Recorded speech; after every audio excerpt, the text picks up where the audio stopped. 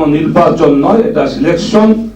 কিন্তু দুঃখ হলো যে আমার আপনার ট্যাক্সের টাকা দিয়ে সরকার এই যে সিলেকশন বা এই সমস্ত নাটক করতেছে, এটাই বড় দুঃখের বিষয়।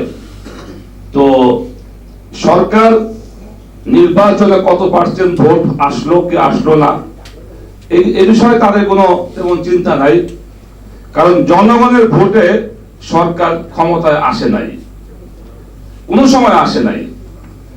তাদেরকে ক্ষমতায় আনছে কে, এটা তাদের দলের সেক্রেটারি জেনারেল উনি কিন্তু বলে দিয়েছেন যে এই গেল যে নির্বাচন 7 জানুয়ারি, ভারত তাদের পাশে ছিল।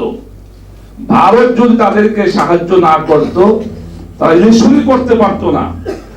এই কথার দ্বারা বোঝা যায় যে এই সরকারকে ভারত অত্যন্ত নির্লজ্জভাবে একটি জনবিচ্ছিন্ন সরকারের পক্ষে, দলের পক্ষে, যেখানে শতকরা 90% মানুষ এই দলের বিপক্ষে, এই একটি জনবিচ্ছিন্ন সরকারকে, দলকে তারা ক্ষমতায় আনার জন্য তারা সাহায্য করেছে। এই জন্য এই ভারতকে তাদের কর্মকাণ্ডের নিন্দা করার ভাষা আমার নাই। তো স্পষ্ট কথা, যতদিন এই সরকার থাকবে ততদিন নির্বাচনের নামক এই তামাশাই চলতে থাকবে। অতএব আজকের আলোচ্য বিষয় বা আমাদের মূল টার্গেট হওয়া উচিত যে এই সরকারকে বিদায় করা কিভাবে যায়, এই চিন্তা আমাদের করতে হবে। কারণ আপনি মূল গাছ, যে গাছের ফল খারাপ আসে, ওই গাছ রাইখা শুধু ফল ফালাইয়া দিলে কাইটা আপনার কোনদিন খারাপ ফল তো বাদ দেওয়া যাবে না।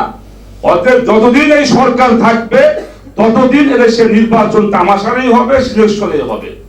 অতএব আসুন আজকে আমরা এই সরকারকে কিভাবে বিদায় করতে পারি, আমাদের সেই চেষ্টা করতে হবে। আমি সরকারকে বলবো, আপনারা জুলুম করতে করতে মানুষের উপরে, জনগণের উপরে, আজকে দেখেন দ্রব্যমূল্যের যে ঊর্ধ্বগতি, আজকে বাজারে গেলে সাধারণ মানুষের নাবিশ্বাস ওঠে। এক সময় 1000 টাকা নিয়ে বাজারে গেলে ব্যাগ পরে যাইতো, এখন 5000 টাকা নিয়ে গেলেও মনে হয় একটু সাধারণ মানুষের ব্যাগ পরে না। এই যে আপনার দ্রব্যমূল্যের যে ঊর্ধ্বগতি, ন্যায় বিচার নাই, আজকাল বিচার বিভাগের স্বাধীনতা নাই। বিচার বিভাগ আজকে এক ব্যক্তির হাতে। ওই ব্যক্তি যাকে বলবেন জামিন দেওয়ার জন্য তারই জামিন হবে, যাকে বলবেন সাজা দাও তারই সাজা হবে। অর্থাৎ পুরো বাংলাদেশে সমস্ত সেক্টর কেউ স্বাধীন নয়, শুধু ওই এক ব্যক্তির হাতে। আর ওই ব্যক্তি হলো ভারতের হাতে।